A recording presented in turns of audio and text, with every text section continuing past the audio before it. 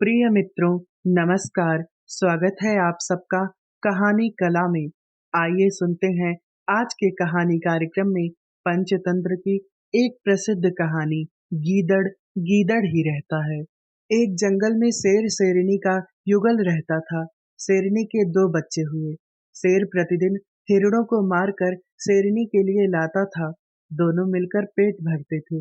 एक दिन जंगल में बहुत घूमने के बाद भी शाम होने तक शेर के हाथ कोई शिकार न आया।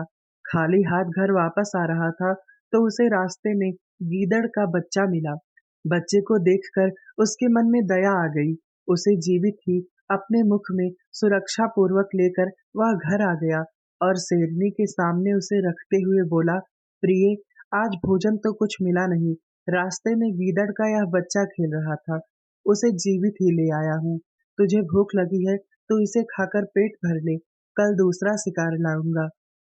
शेरनी बोली, प्रिय, जिसे तुमने बालक जानकर नहीं मारा, उसे मारकर मैं कैसे पेट भर सकती हूँ। मैं भी इसे बालक मानकर ही पाल लूंगी। समझ लूंगी कि यह मेरा तीसरा बच्चा है।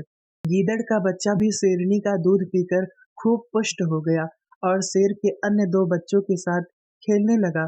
शेर शेरनी तीनों को प्रेम से एक समान रखते थे। कुछ दिन बाद उस वन में एक मत्त हाथी आ गया।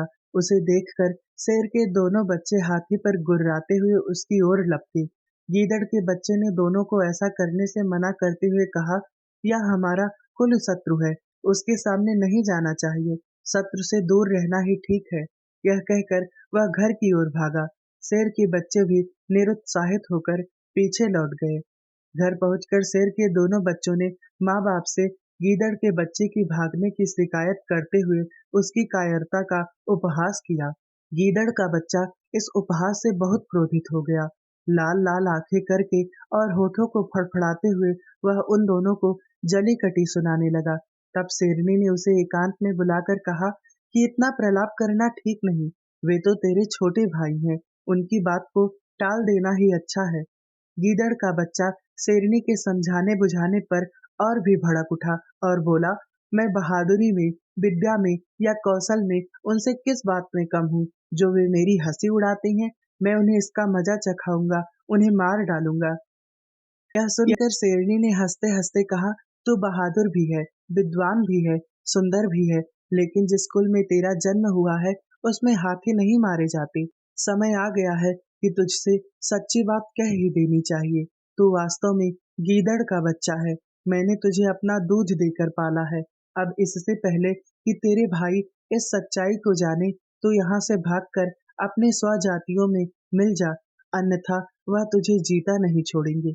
यह सुनकर वह डर से कांपता हुआ अपने गीदड़ दल में जा मिला। तो यहाँ आपने सुना पंचतंत्र की एक प्रसिद्ध कहानी गीदड़ गीदड़ ही रहता है।